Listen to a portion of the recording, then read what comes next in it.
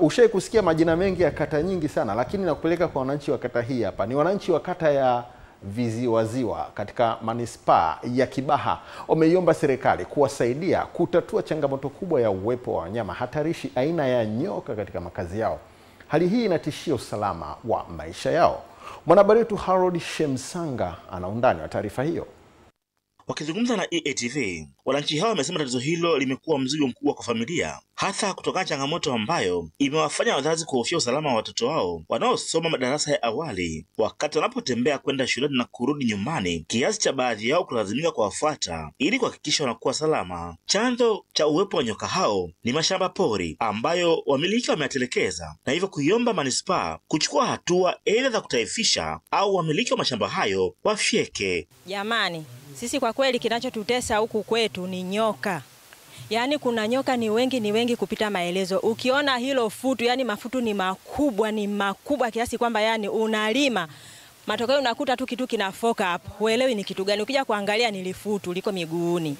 Kwa hiyo tunaombeni jamani, mtusaidie kwa hili. Wakati mwingine tunafuata watoto manjiani.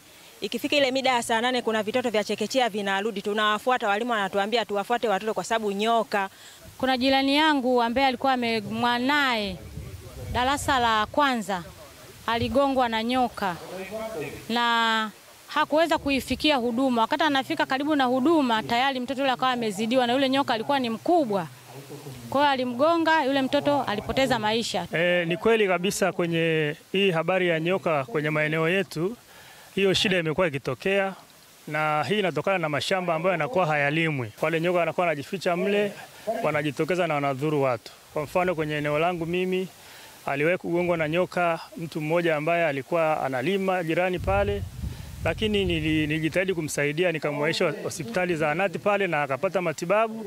Tunamshukuru Mungu, aliendelea vizuri. Nyoka kwa kweli ni wengi wanatuingilia mpaka ndani. Kwa hiyo tunaomba mhamasishe ili watu waje wenye maeneo waje kusafisha maeneo yao, yasikae machafu.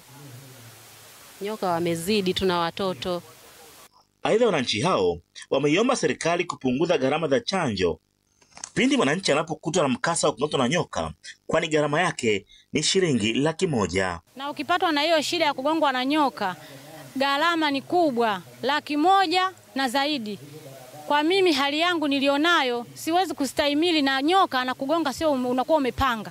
Ni bahati mbaya, unashangaa tu kashakudokoa. Na tuna njia tunazopita ni chochochocho zina majani. Upande wake mganga mfawidhi wa zahanati ya Viziwaziwa amekiri kuwepo kwa changamoto. Kwa uhalisia katika kata yetu tuna changamoto hiyo ya baadhi ya wateja tunaohudumia katika kituo chetu cha kutolea huduma kupata changamoto za kung'atwa na nyoka, ambayo kikawaida na kitaratibu wanapata huduma zile za kwanza ambazo ni huduma ya msingi, kupewa chanjo ya nyoka ambayo inakuwa ni sehemu ya matibabu kwa changamoto aliyoipata. Kwa kuhusu mapori, kwa sababu maeneo haya sasa ni halmashauri, ni manispaa, kinachopaswa kufanyika ni kwamba kwenye manispaa hakuna eneo linaloitwa shamba kama afisa ardhi alivyosema. Kwa hiyo wajitahidi, kama ndugu yangu una eneo la manispaa, kwa maana ya manispaa ya Kibaha, njoo uligawe kama lipimwe na ligawiwe kama viwanja, kwa sababu eneo hilo kisheria haliruhusiwi sasa kuwa shamba. Katika kata hii ya Viziwaziwa Kibaha mkoani Pwani, eneo ambalo limeelezwa kuwepo kwa nyoka hatarishi, na baadhi ya wananchi wamekuwa wakipata madhara kupitia nyoka hao. Harold Shemsanga, EATV Pwani. Salamu za